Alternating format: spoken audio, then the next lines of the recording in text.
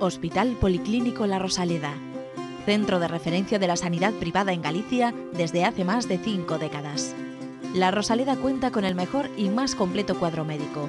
Actualmente está formado por casi un centenar de facultativos altamente cualificados que cubren prácticamente todas las especialidades médicas. Además, dispone de unidades específicas totalmente punteras, como la unidad del sueño, antitabaco, neurología cognitiva, neurofisiología. El hospital está dotado asimismo con la tecnología más avanzada, ofreciendo a sus pacientes las máximas prestaciones sanitarias con los más vanguardistas medios de diagnóstico, quirúrgicos y asistenciales. Más de 10.000 metros cuadrados a tu disposición, con unas instalaciones recientemente reformadas para una mayor confortabilidad, exclusividad y el mejor trato a sus pacientes. Y todo ello sin esperas y con una financiación adaptada a tus necesidades. Porque lo verdaderamente importante no puede esperar. Por ti, por los tuyos. Hospital Policlínico La Rosaleda.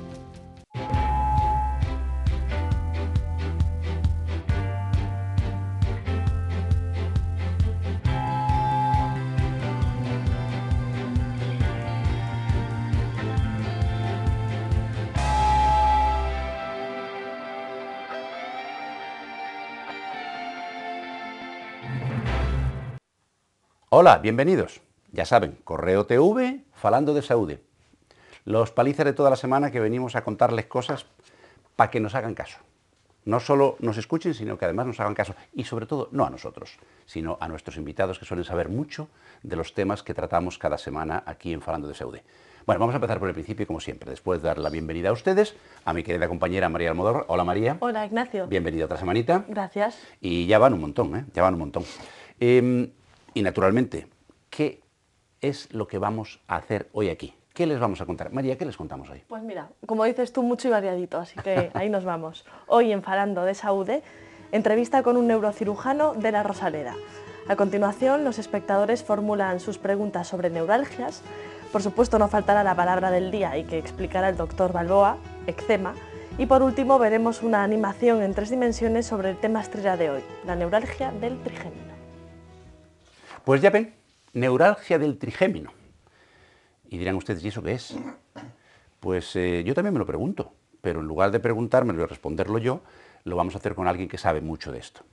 Nos acompaña hoy el doctor Alfredo García Ayud, un clásico ya de nuestra casa, que, como saben ustedes, la gran mayoría, él es jefe de servicio de neurocirugía del Hospital Clínico Universitario de Santiago y además lleva esa misma sección en el Policlínico de La Rosaleda. Doctor Ayud, bienvenido. Muchas gracias, doctor Balboa. Una vez más, abusamos de su amabilidad. Y vamos a empezar por el principio, que es cómo se deben hacer las cosas. Primero, ¿qué es una neuralgia? Una neuralgia es, como indica la etimología de la palabra algos y neuro, un dolor provocado por un nervio. Ya. Ya. Entonces, el apellido es, depende del nervio que sea, se le pone el apellido. Dependiendo del nervio que esté afectado, pues lleva un nombre o lleva otro. Alfredo, no estoy yo muy seguro de que la gente que nos está viendo sepa realmente, ahora que nos ha escuchado, sí, pero vamos a ver qué es lo que en la calle se entiende por neuralgia. Creo que tenemos una pequeña encuesta y vamos a verla. Un dolor de cabeza. ¿Y quién no lo ha padecido alguna vez? Sí. Pues no. Algo que afecta al cerebro, supongo, pero Sí, no, por ejemplo, no sé sí. exactamente lo que. No. Sí. ¿Dolor de cabeza? No, la verdad es que no. Bueno, me suena algo relacionado con la cabeza y no, nunca he sufrido ninguna. Aunque creo que se refiere a algo relacionado con algún tipo de dolor Sí. pasajero, ¿puede ser? Hombre, pues no sé, si es como las cefaleas, será estrés, falta de sueño, ¿qué más? Pues cansancio, todo este tipo de factores que desencadenan una cefalea, supongo que igual también pueden repercutir a la hora de una neuralgia. No. No. Tampoco. Neuralgia me suena más, pero trigémino no. Ni idea. No. Vale, Nada. No, No. sinceramente no. No, lo siento, pero no. Muy bien. Bueno, doctor, ya ve que no todo el mundo parece que sabe lo que es una neuralgia, porque todos coinciden en general que es un dolor de cabeza. ¿Qué nos puede decir al respecto? Bueno, centrándonos ya un poquito en el tema que nos trae hoy aquí, que es la neuralgia del trigémino. El trigémino es el nervio que da sensibilidad a la cara, y los que ya no tenemos flequillo, a la parte más anterior del frontal. El trigémino transmite la sensibilidad dolorosa, la sensibilidad táctil y también la propioceptiva. Y se llama así trigémino porque él nace en el tronco cerebral y de ahí va al ganglio de Gasser, donde se divide en 3 ramas. La primera rama Como va... la que podemos ver, ¿no? Exactamente, en el esquema. como se puede ver en el esquema, la primera rama va a través de la órbita y le da sensibilidad a la córnea, al ojo, y a toda la región frontal, como había dicho. O sea, cuando nos metemos el dedo en el ojo, nos duele a través de esa rama. Nos duele a través de la primera rama del trigémino. La segunda rama del trigémino viaja desde el ganglio de Gasser por el suelo de la órbita, a través de la fosa pterigomasilar, y se va a recoger la sensibilidad de la pirámide nasal, del labio superior, de la arcada dentaria superior y del interior de la fosa nasal. La tercera rama sale un poco más abajo a través del foramen oval y fundamentalmente va a recoger la sensibilidad del labio inferior, la piel que cubre la mandíbula casi hasta la oreja y la arcada dentaria inferior, la sensibilidad de los dientes, y el que haya tenido alguna vez un dolor de muelas sabe lo mucho que puede llegar a doler el territorio trigéminal. Bueno, ese es el territorio que cubre el nervio trigémino. ¿Y qué es una neuralgia del trigémino?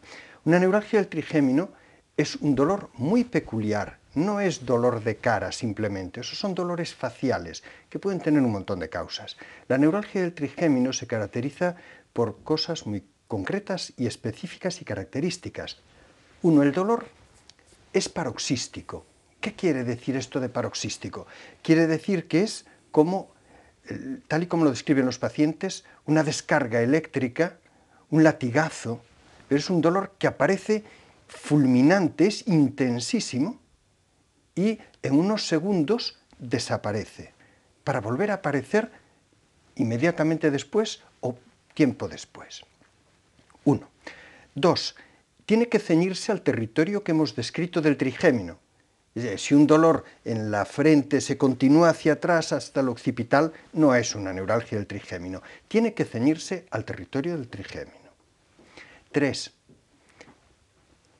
Tiene que provocarse por estímulos obvios, es decir, comer, lavarse los dientes, hablar, tocarse en el territorio de la cara, en determinados puntos que se llaman puntos gatillos, provoca la descarga de ese dolor. El dolor nunca pasa al otro lado, siempre es unilateral.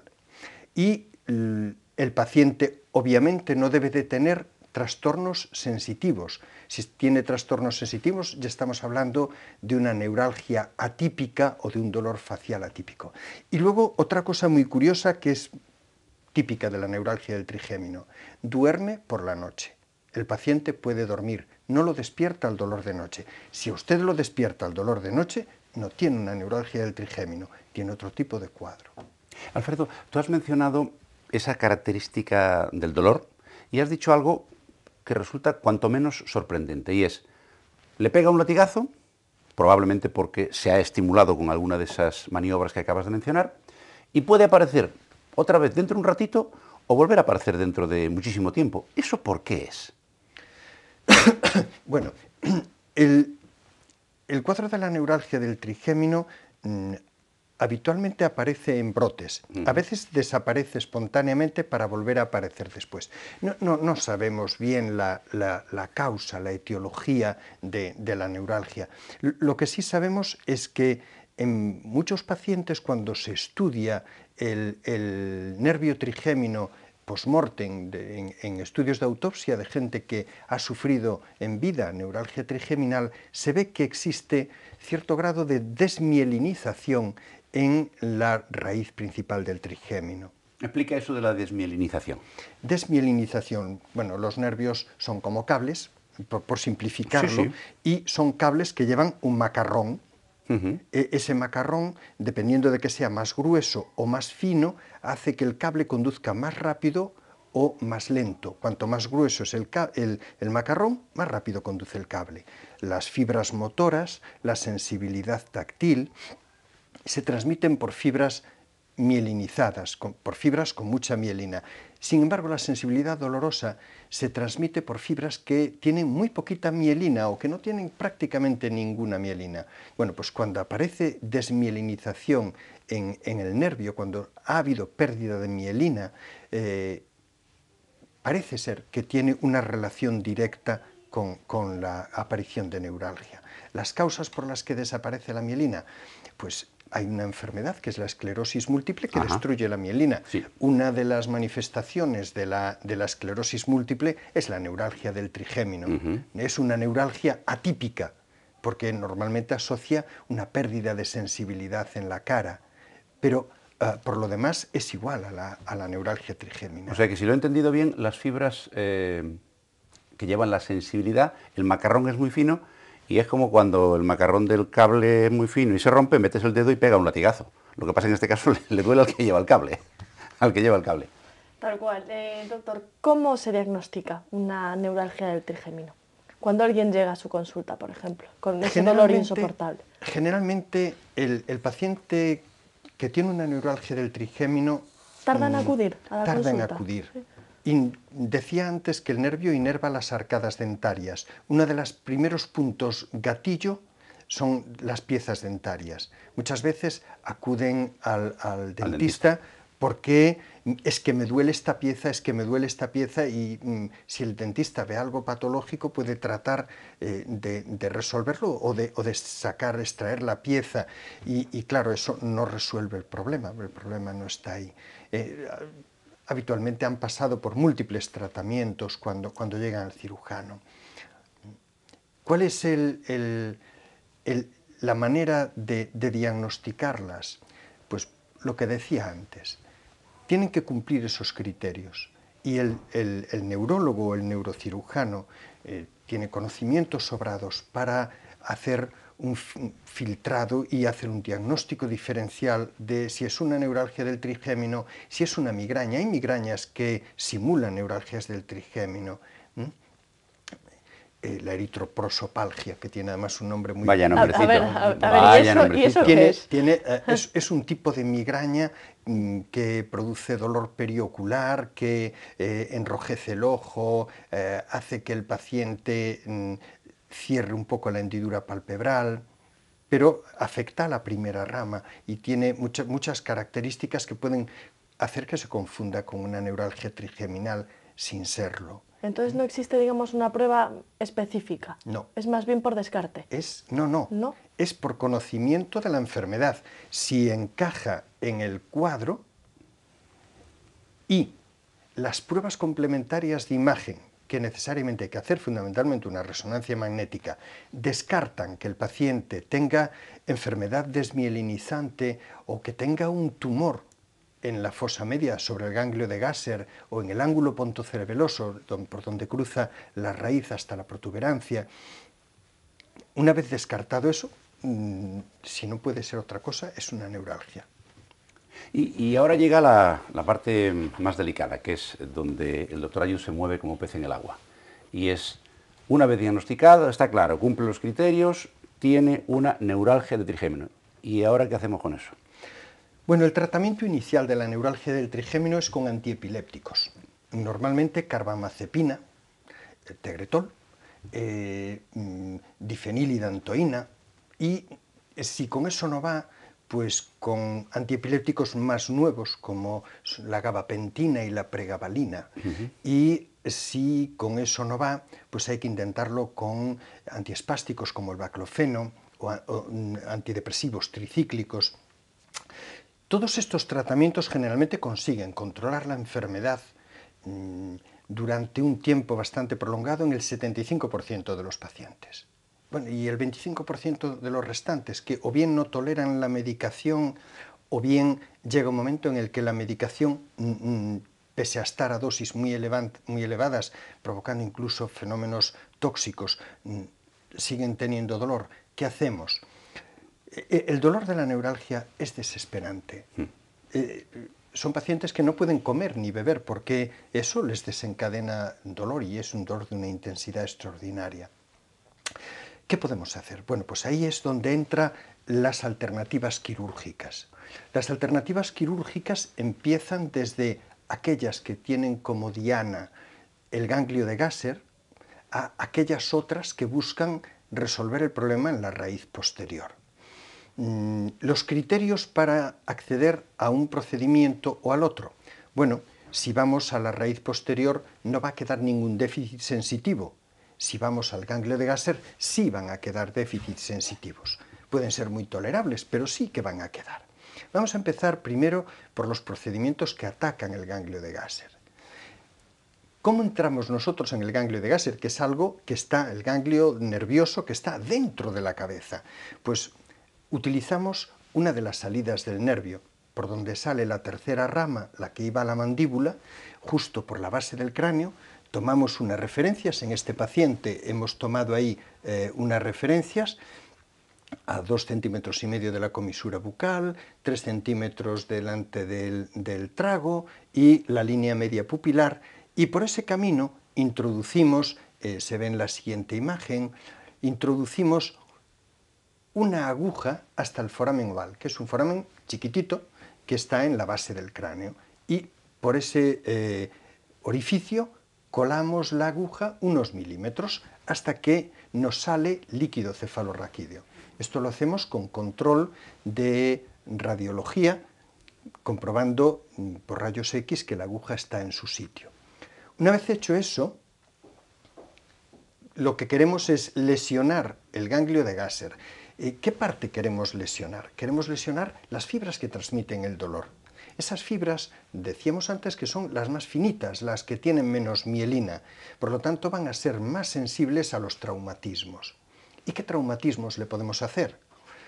Ahí estábamos viendo, en esa diapositiva anterior, estábamos viendo cómo habíamos introducido por dentro de la cánula un pequeño globito, lo que se llama un Fogarty, y lo habíamos rellenado de contraste y adquiere esa forma, que es la forma del ganglio de Gasser, esa bolita que se ve ahí, que tiene forma de pera, y comprimimos todo el nervio, las fibras motoras, las sensitivas, todas. Como las más finas son las que peor van a resistir el trauma, vamos a dejar al paciente sin sensibilidad dolorosa en la cara. Ya hablaremos después de las consecuencias que esto también tiene. Y con eso le vamos a controlar el dolor. ¿Qué otro tipo de trauma podemos utilizar? Pues podemos utilizar calor. Podemos calentar el nervio. Y eso lo hacemos con radiofrecuencia. Colocamos el electrodo de radiofrecuencia sobre la primera, la segunda o la tercera rama y provocamos una subida de temperatura alrededor de 65-70 grados durante unos segundos, un minuto, y con eso conseguimos lesionar las fibras que transmiten el dolor. Y estas dos son fundamentalmente la compresión y la radiofrecuencia, son las dos técnicas que se utilizan a través del foramen oval para lesionar el nervio en el ganglio de Gasser. Bueno, y si el paciente no quiere tener déficit sensitivo, porque estas sí que van a dejar déficit sensitivo, pero ¿y si no quiere déficit sensitivo? Si dice, no, yo prefiero no tener déficit sensitivo. Entonces tenemos que ir a un procedimiento quirúrgico abierto, que conlleva un poco más de riesgo, pero que tiene la ventaja de que no asocia un déficit sensitivo. Podemos ver en la siguiente diapositiva. Creo que tenemos un vídeo respecto a esa técnica. Sí, para que así pueda comentar un poquito. Vamos a ver ese vídeo y sobre las imágenes el doctor Hoyos nos va a explicar qué es lo que se está haciendo. Vamos a verlo. Bueno, lo que se hace primero es abrir el cráneo justo detrás de la oreja, en la parte más alta y más anterior de la fosa posterior. Separamos el cerebelo y progresamos en el espacio subaracnoideo, ven que está lleno de líquido, hasta que podemos identificar, ahí se ve el trigémino, es aquella cinta blanca que cruza, y sobre él buscamos una arteria o una, si no encontramos una arteria, una vena. Generalmente lo que suele haber es un bucle de la arteria cerebelosa superior que está apoyada sobre el nervio y la teoría fisiopatológica que defiende este procedimiento dice que la transmisión del latido al nervio de forma permanente y constante en el mismo punto termina dañando la mielina. La intervención en lo que consiste es en separar la arteria del nervio e interponer en el medio una sustancia, puede ser un poco de teflón o cualquier otra sustancia que mantenga el nervio separado de la arteria para que deje de recibir el latido. Vamos, que le pones una almohadilla. Exacto, exacto. Bueno, ahí está el trigémino ya expuesto.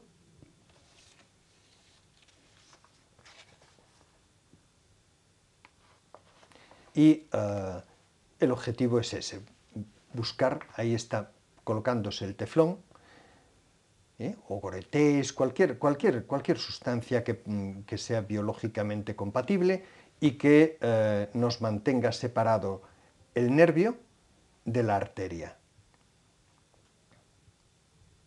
Y en eso consiste el procedimiento.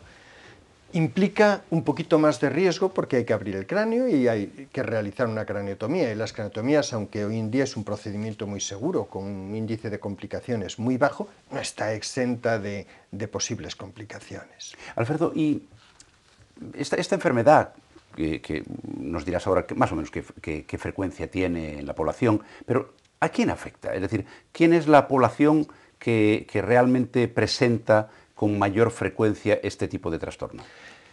Puede aparecer en cualquier edad, pero predominantemente aparece a partir de los 50-60 años. Aparece en gente mayor. Ya. La incidencia de la neuralgia es baja. Afortunadamente. Afortunadamente. Gracias a Dios. Afortunadamente la incidencia es baja. Pero son pacientes que se quedan contigo. Se quedan contigo para siempre, porque estos procedimientos, aunque resuelven el problema durante años, a veces el cuadro recidiva. Y si primero has utilizado un procedimiento, luego tienes que pasarte al otro. ¿Y no hay nada más que esto? Sí, sí hay.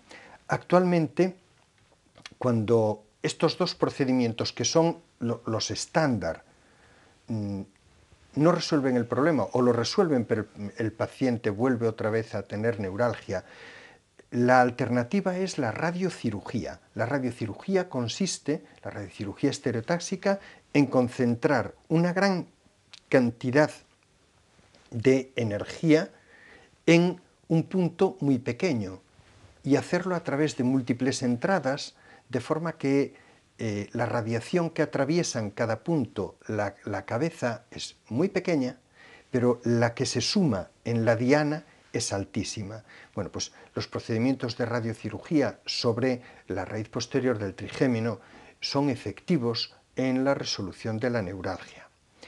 Y si esto falla, ¿qué nos queda? Entonces ya no nos queda nada más que implantar electrodos profundos en el tálamo, o bien la estimulación de la corteza cerebral sensitivo-motora. No sabemos por qué. Pero si estimulamos la corteza cerebral sensitivo-motora a nivel de su parte, de la convexidad, de su parte media, donde está el área de la cara, se resuelve la neuralgia. Caramba. Uf, me acabo de quedar... Qué complicado y qué delicado, además. ¿Existe alguna manera de poder prevenir la neuralgia del trigémino, doctor, o es algo que le puede suceder a cualquiera, incluso pues llevando unas pautas de vida saludables? Su etiología, decía antes, es desconocida.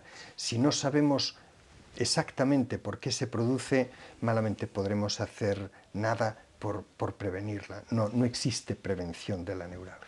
Alfredo, y respecto a eso, no sabemos qué es lo que la produce, no tenemos una cura definitiva, aunque sí podemos paliar.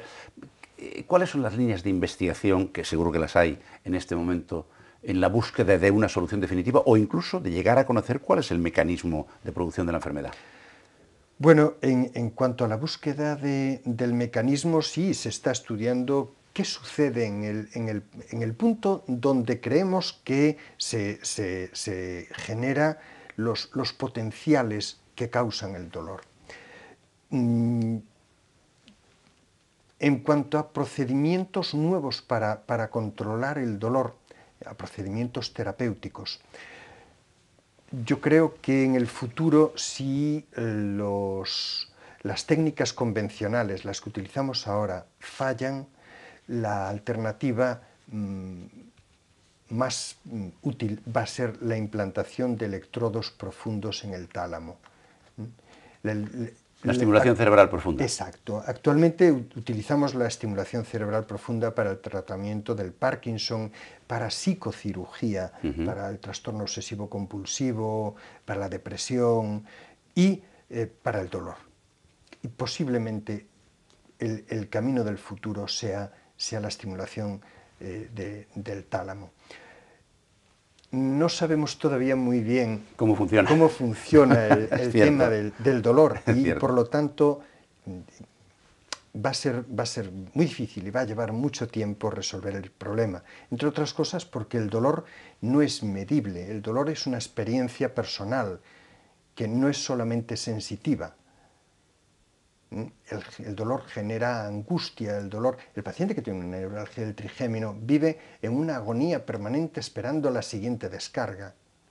No es solamente decir, no, es que le duele, bueno, le duele pero le pasa, no, le duele pero le pasa, no. El dolor es tan terrible que vive en una agonía permanente esperando que llegue la siguiente descarga, que llegue el siguiente paroxismo.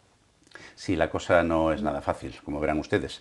Y eso que dice el doctor Ayud, de que el dolor es algo como el carnet de identidad, personal e intransferible, pero cada vez ellos nos enseñan que hay un componente emocional fuertísimo, además de lo que tiene que ver con la sensibilidad personal de cada uno. Cada uno le duele mucho y sufre muy poquito, y otro le duele muy poquito y sufre muchísimo. María, ¿no tenemos preguntas hoy de nuestros televidentes amables? Por supuesto, no faltan.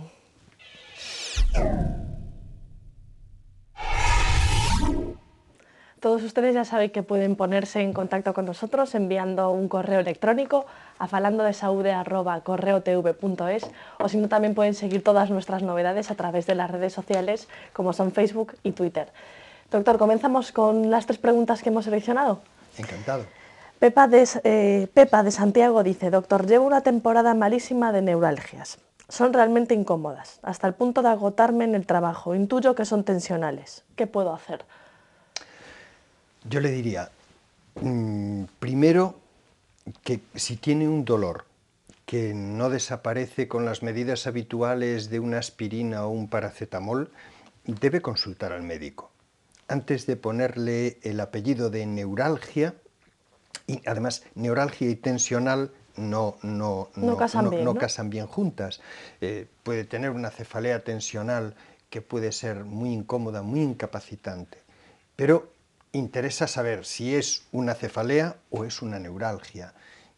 Es diferente, el tratamiento es diferente y la manera de actuar es diferente. Muy bien. Juan de Santiago hace una pregunta pues muy cortita. Doctor, ¿se heredan las neuralgias? No, las neuralgias no se heredan. Se heredan las leiras, pero además de eso, lo que sí se heredan son las migrañas. La tendencia a ser migrañoso sí que es familiar, pero las neuralgias del trigémino, por ejemplo, no tienen un componente hereditario. Ya por último, Cristina de Sigüeiro le pregunta cuándo una persona debe acudir al especialista por una neuralgia. Bueno, el camino, yo creo muchísimo en los médicos de atención primaria. Creo que es el abogado del paciente, es el gestor de la enfermedad del paciente. Creo que el paciente debe ir a su médico de primaria y cuando su médico de primaria ha agotado los recursos de la primera fase, es cuando le va a decir, mire, vaya usted a que le vea el neurólogo, vaya usted a que le vea el neurocirujano, pero es el médico de primaria el que debe gestionarlo, el antiguo médico de cabecera, el médico de familia. el médico, de Que verdad. muchas veces están tan olvidados, ¿verdad? Y que, como dice el doctor Ayud, son el defensor del paciente. ¿Cuánto se les echa de menos muchas veces? Bueno, ¿y ahora qué nos toca? Pues ahora que hablas de echar de menos, me lo has puesto, vamos, muy fácil. Tu A ver. examen semanal. Ah,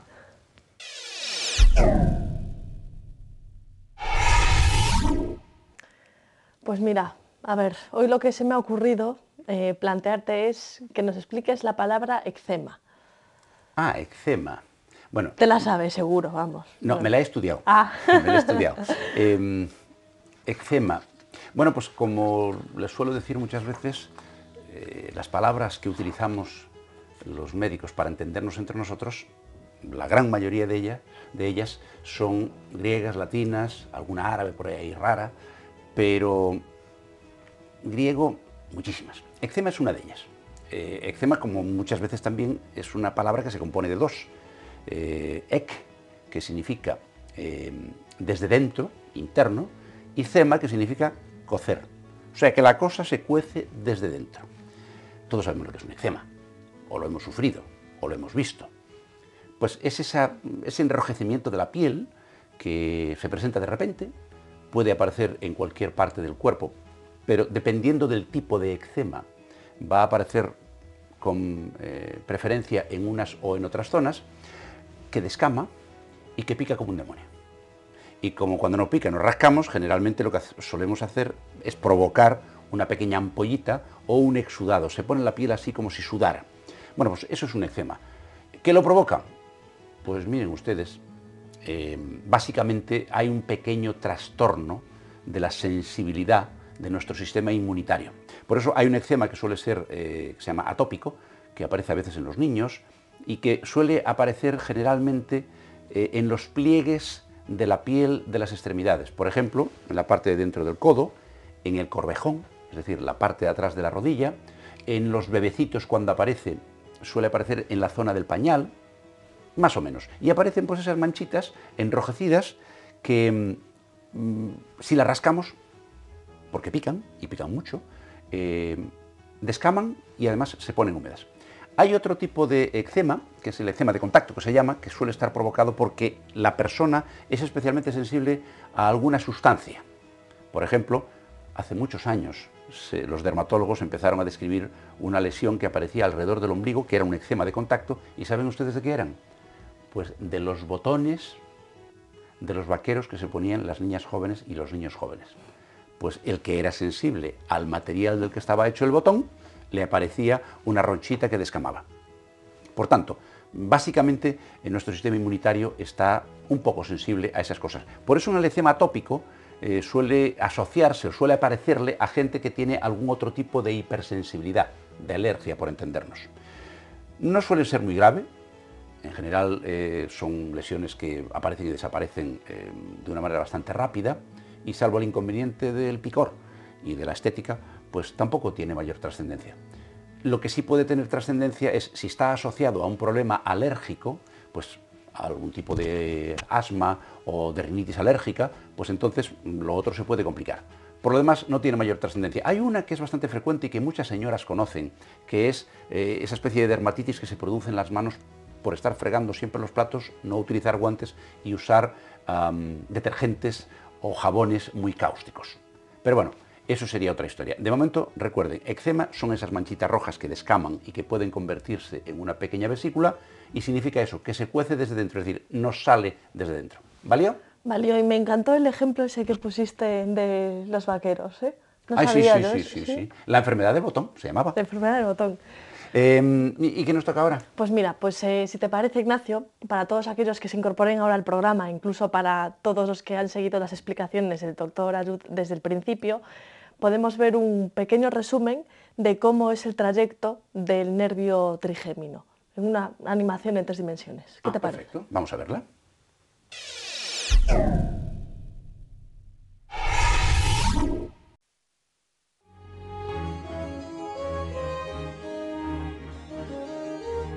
El nervio trigémino es fundamentalmente el gran nervio sensitivo de la cara.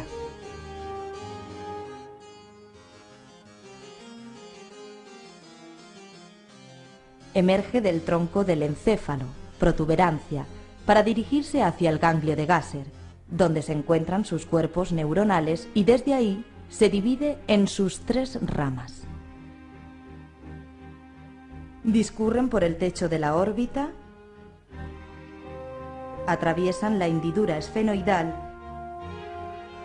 y reunidas en el nervio oftálmico llegan hasta el ganglio de Gasser, donde se encuentran sus neuronas sensitivas.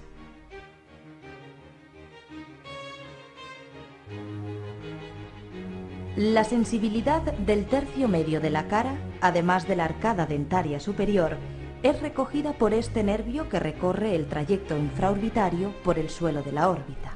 Atraviesa la fosa pterigopalatina, después el agujero redondo mayor y llega hasta el ganglio de Gasser, donde se encuentran sus neuronas sensitivas. La sensibilidad del tercio inferior de la cara, además de la arcada dentaria inferior, es recogida por este nervio que recorre el trayecto dentario inferior mandibular.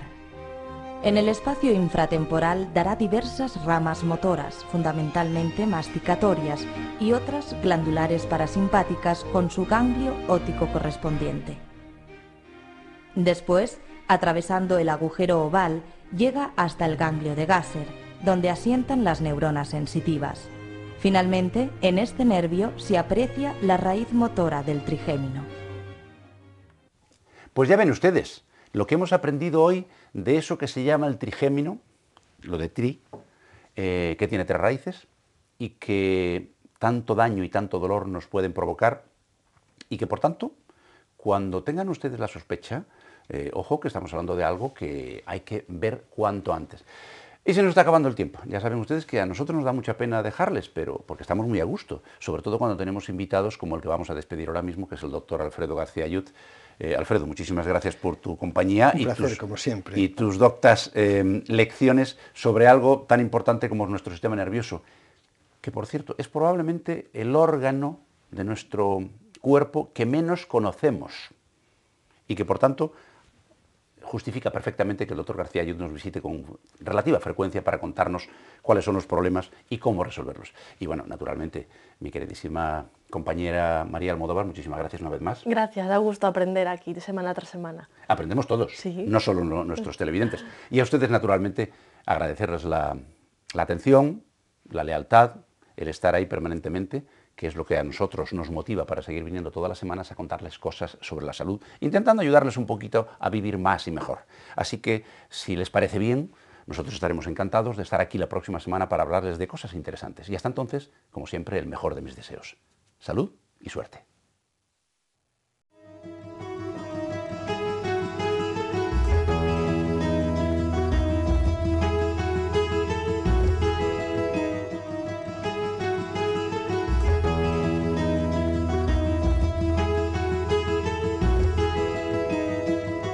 Centros Médicos La Rosaleda han patrocinado este programa.